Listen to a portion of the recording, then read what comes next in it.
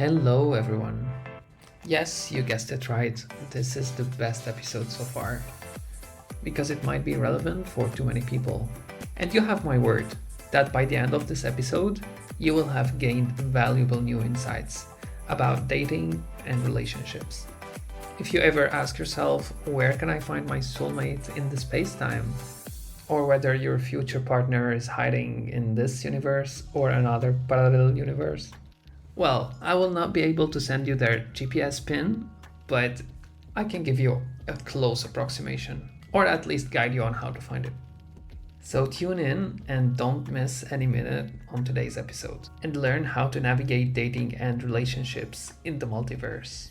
I'll also provide relatable experiences from my own personal life, which will make things more real and interesting.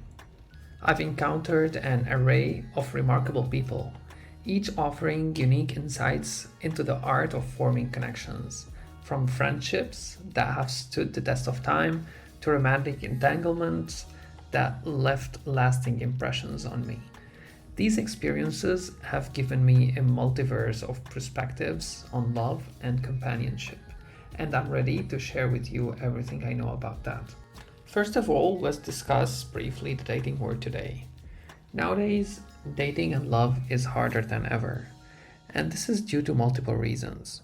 Reasons like the freedom that we have in our modern life, the globalization that we are living in, and social media. So let me explain. First, we're talking about the freedom. This might sound odd and unpopular, but in my opinion, the freedom that we have over our life today is unprecedented.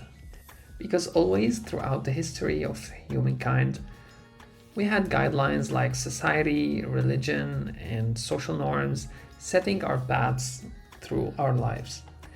But nowadays, we are taking a more liberal direction and individualist approach where I'm responsible and I'm the only one responsible for all the decisions I make in my life. And this gives us lots of freedom, but at the same time, it puts us under a lot of pressure and it leaves us kind of lost without a clear path. And this applies also to dating. And let's say in the old days, we had like traditional marriages where love was not even part of the equation sometimes. But nowadays, we have a lot to consider about our partners because we have to choose them ourselves and not by some external factors. And this is a big game changer because now we have unlimited options. And mixing it with the globalization that we are currently living in, we literally have millions of potential people that we can choose from to date. But this at the same time leaves us with something called the paradox of choice. The paradox of choice is a concept that suggests having too many options can lead to a feeling of confusion, stress, and even dissatisfaction. It's like standing in front of a buffet with so many dishes that you can't decide what to eat, and it leaves you less satisfied with your final choice. Because like you'll start thinking, what if I tried the other meal? Or when you have to choose between 50 ice cream flavors.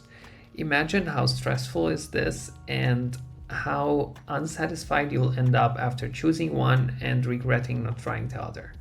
This is exactly what's happening with us currently in our dating lives. Because we're simply no longer controlled by our society or parents' decisions, but we can choose whoever we can find suitable. But the question is, how can we find that suitable person? But even when we find someone, what if I can find another person who is 1% better? On top of that, we are scrolling in our social media and watching other people's lives and setting expectations and examples for ourselves, which are completely unrealistic. And it's not very intuitive to understand, but love that we see on social media is not real. It's just the same as love that we see on movies, but on movies it's clearly stated that it's fictional, where on social media it's claimed that it's the real life, where actually it's far from it. But we are here now. We're sitting and trying to find where is our soulmate. And this is another misconception about love, which is the existence of a soulmate. Many people believe that there is only one person that they can match with and they have to find him or find her, which is completely untrue and unrealistic. And this is one of the examples of some personality traits that also stand in the way of us finding love. And you can find more about that in the book How to Not Die Alone. It's a very interesting book about relationships where the author, Logan Ury, classifies people who struggle to find love into 3 different categories. And she even has a test for that, so you can try to search for it. So there are the romanticizers, which are people who I just mentioned who believe that there is only one soulmate for them and they are just sitting and waiting for them to appear in their lives. There are also the maximizers, which I also talked about briefly. Maximizers are people who try always to get their best possible option. And it's simply if you are spending like hours when you are buying your products online, choosing between different products, reading all the reviews, then you might probably fall into this category, because maximizers always ask themselves, how can I be 1% more satisfied, or can I find an option that is even maybe a little bit better? And I honestly find myself in this category because I always try to find the best possible option, but at the same time, this means that I'll have a hard time finding it, because usually the best option or the perfect does not really exist. And I had to learn this lesson the hard way, that relationships are not meant to be, but rather we are the ones who make the relationship work or not. Of course, there are some fundamental factors that play a role in the couple compatibility, but usually it's easier than we think. And the boxes that they have to check are far fewer than we can expect. In fact, there are only 4, and we'll come back to that later. After describing the third personal trait, which is the hesitator. And hesitators are people who are very hesitant to start relationships because they are unsure about themselves, or just feel like they are not ready yet and they just need to do this final thing to get ready. And these final things never end. And usually it might be like getting the perfect body or getting the perfect job with the perfect salary. But most of the times, actually, these things don't really matter as much as we think about them. And here come the things that actually matter, that mentioned by Simon Sinek, and I agree with him on that, where we have the intellectual compatibility, where you need your partner to be on a similar intellectual level with you. Like, you need them to stimulate you intellectually, or when you want to describe something to them, you need them to interact in the proper way and understand what you're talking about, and you want to learn from them as well. So this is a very important point. The second point is emotional compatibility. This one is one of the biggest because relationships are all emotions, and you want someone to support you on your good days and bad days as well, knowing that this person will show up for you no matter what. This is a big requirement in the relationship. And that means that this person has the ability to read your emotions and understand your different moods or states and provide you with the proper support. And the third point is the creative and physical compatibility, which means like like sexual compatibility and physical attractiveness, which is also a big part in the relationship. And finally, we have the circumstances. And this one is a tough one, for me at least. As we had to part ways in 2 relationships of mine because of that, while having all the 3 other things checked.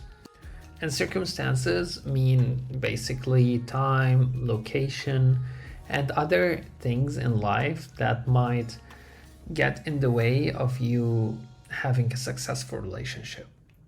But other than that, in my opinion, there is no excuse that this relationship cannot work other than you are not willing to make it work. Like, there's no rule that you should be similar or different or any other thing that you might think of as an essential requirement. Maybe you have some checklist for height, income, or other metrics. These are all nonsense, and these are all personal blocks between you and finding your ideal partner. Because for me, for example, I always thought that I would never date someone who is taller than me, but I ended up in a long-term relationship with a girl who is taller than me, and it was like the best relationship in my life. So that's not a real excuse. I also dated people from different cultures and countries, different religions, different social status, and it was all fine. We never broke up because of these differences. Then the question is, why are we being so picky and choosy about partners and not having it easy like the old days? The answer, in my opinion, is accessibility, which means that currently we have access to thousands, if not millions, of people worldwide, and we did not have this luxury before, which will definitely lead us to the paradox of choice. And you might or might not have heard of Dunbar's number. This number is an interesting finding. It's a theory and it's debatable whether it's accurate or not, but it definitely has some sense of reality. And it's based on a research done by a scientist called Dunbar. And the main thesis was that apes in general are social animals.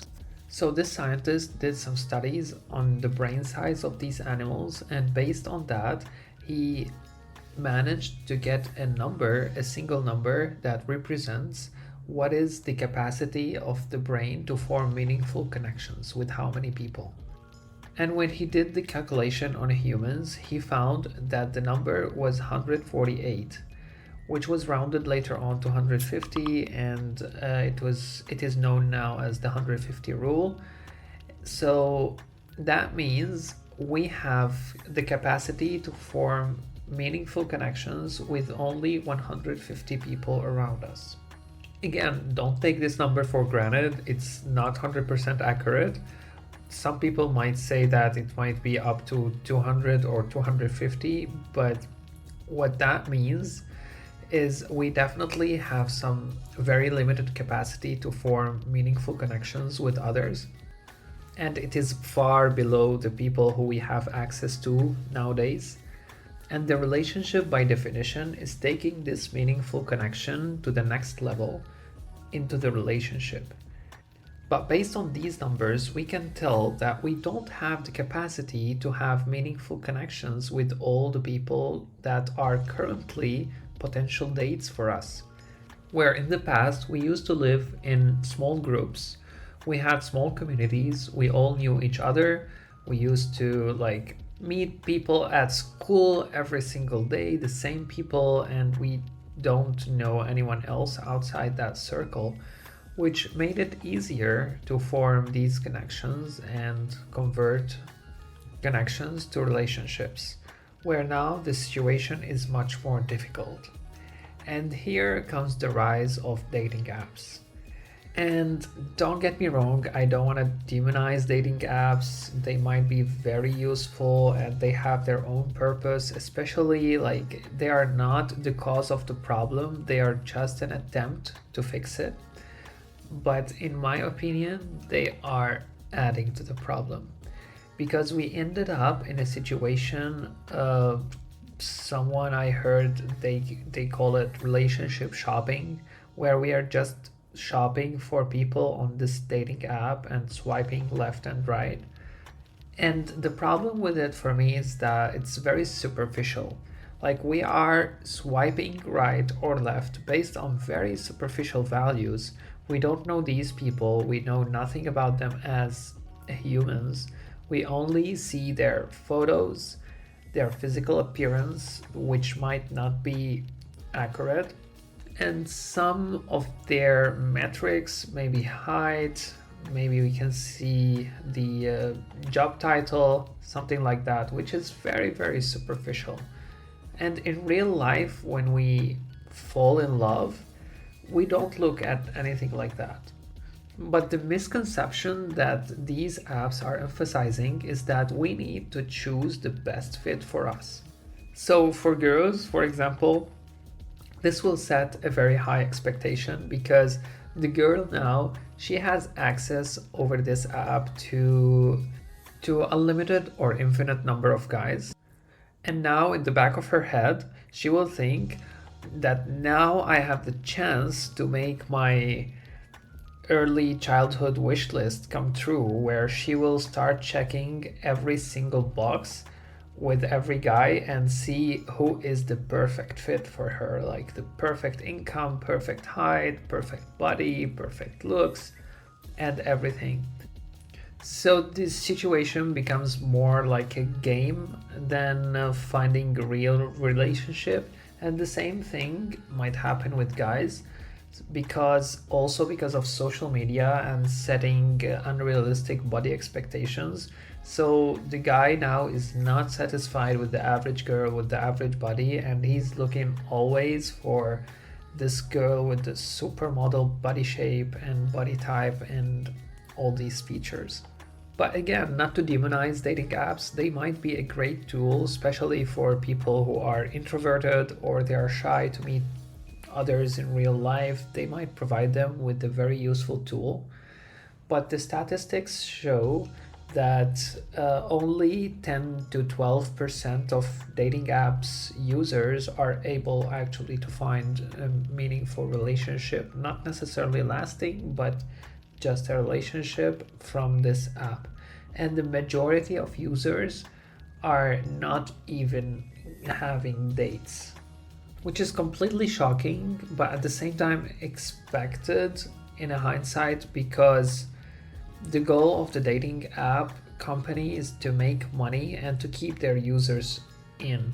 And if you are able to find your partner that easily, you will be off the app and you will not be paying them. So it's a losing business. And I tried dating apps myself because I'm currently single. And it was a complete comedy show because I got matched with a lot of people, but we don't talk. Like, we don't even talk. It's just like, I don't know what kind of game we're playing, but it certainly feels like just let's match and never talk. So then, what is the solution? We've been all the way talking about the problems, but how can we fix that? How can we actually make it work? Well, I wish I have a definite answer, but I'll try my best.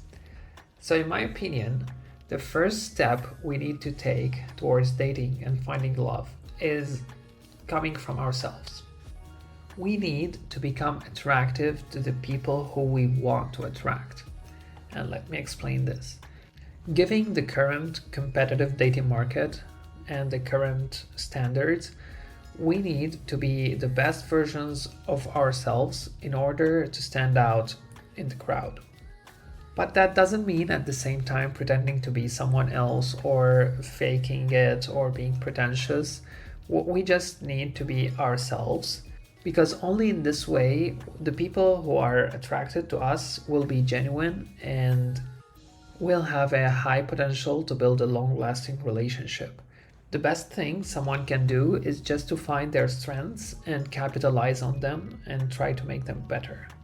And no need for any tricks or pickup lines or any weird dating advice that will make you actually act not as yourself in order to get that date.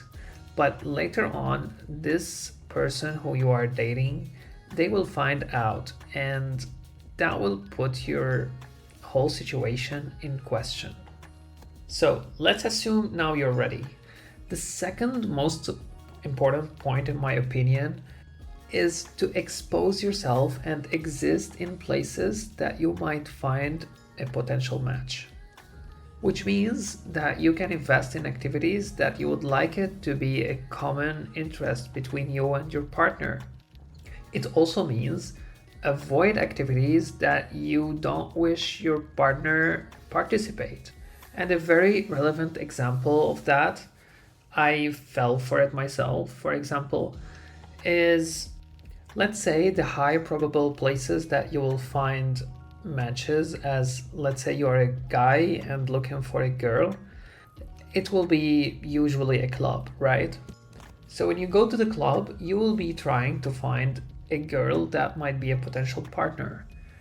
But here comes the catch. If I ask you, would you like your partner to be existing in a club alone? If your answer is no, then you're looking in the wrong place. Then you might not consider clubs, because people who are going to clubs are not your type, and it's not enough that it is just a stereotype that you might find people in clubs. Or maybe it is your type, then you know where to go. The same applies on, for example, drawing classes. You might try to go to a drawing class to find a potential partner, but do you really like a girl, for example, who practices drawing? You might not. You might find that boring. Then it's not your place. And so on. So try to participate in activities that you find it's high likely that your future partner will be in. And my final advice would be a little bit ruthless, but lower your expectations or remove them at all. Because as I said, a relationship will work if we want it to work, no matter what. It doesn't matter if you have common interests. It doesn't matter if you are completely different from different countries, from different cultures. It doesn't matter. The only thing matters is you're willing to make it work. And by that, I would like to wrap things up. And I want just to say that by understanding the paradox of choice, the impact of social media, and the importance of meaningful connections, we can navigate the dating landscape with more clarity and purpose. Keep in mind that no one is perfect, and love is a journey of growth and discovery. Whether you decided to swipe or search for love in unexpected places, know that your journey is unique and worth every moment. And I hope you learned something new from today. And in next episodes, we will dive into the other stages of relationships and discuss everything in details as we did today, including breakups and heartbreaks, of course, taking a scientific statistical approach as we usually do. So if you enjoyed this episode, don't forget to follow the podcast, leave a review, share it with your friends. And remember, in the vast multiverse of possibilities, your love story is waiting to be written. Until the next time, see you.